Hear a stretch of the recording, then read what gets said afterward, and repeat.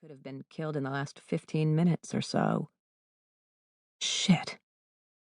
It was possible that whoever had killed him was still around.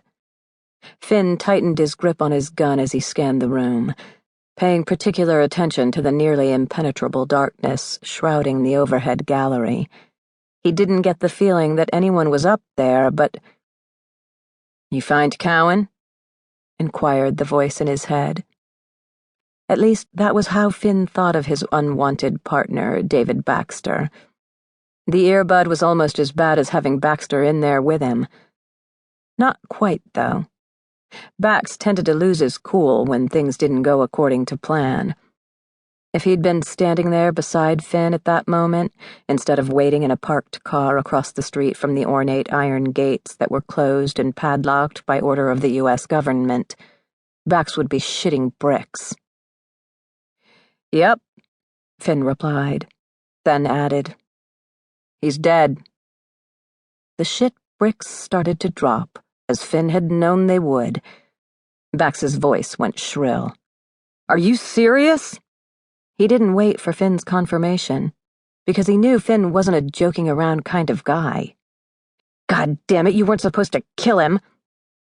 Before Finn could reply, the distant, barely audible click of a door being unlocked had him pivoting in the direction from which it had come.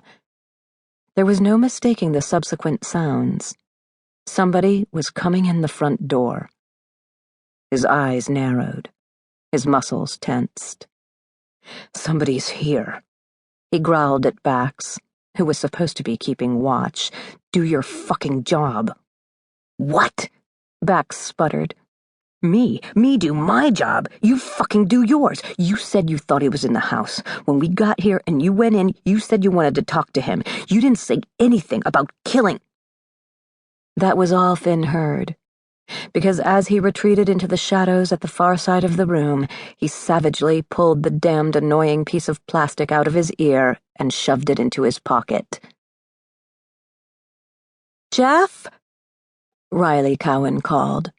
Her voice was tight with anger. She knew that flipping on the light switch near the door was a waste of time.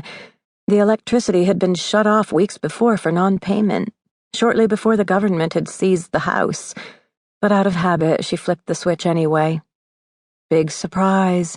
The darkness stayed dark. Fortunately, she knew her way around.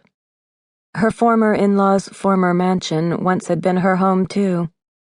She and Jeff had lived with them for nearly a year, until Jeff had finished the in-house training program his father had insisted he complete, before buying their own lavish condo in downtown Houston. When Jeff had first brought her here, she'd been a 21-year-old newlywed straight from Philadelphia's poverty-stricken North Side, where she'd been working as a cocktail waitress to put herself through college. Jeff's parents' wealth had been as much of a surprise to her as her existence had been to them. That was 7 years ago. A lot had changed since then. To begin with, she and Jeff were divorced, and had been for a year and a half. Riley waited just inside the front door. Jeff didn't answer, didn't appear. Oakwood, all the mansions in Houston's exclusive River Oaks neighborhood had names, was a big place.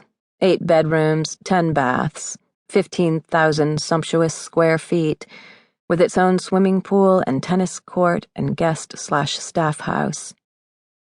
Given that, even though Jeff was expecting her, it was possible that he hadn't heard her calling him. It was also possible that he was drunk off his ass and passed out somewhere, or so drugged up he was practically out of his mind.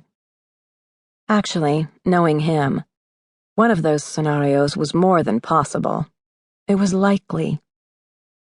The question she should be asking herself was, exactly how had she ended up becoming her ex-husband's keeper?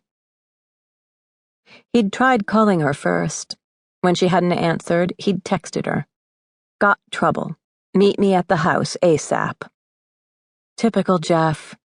The only thing he ever thought about was what he needed. The sad part was, she hadn't followed through on her impulse to text back, "Go to hell." Instead,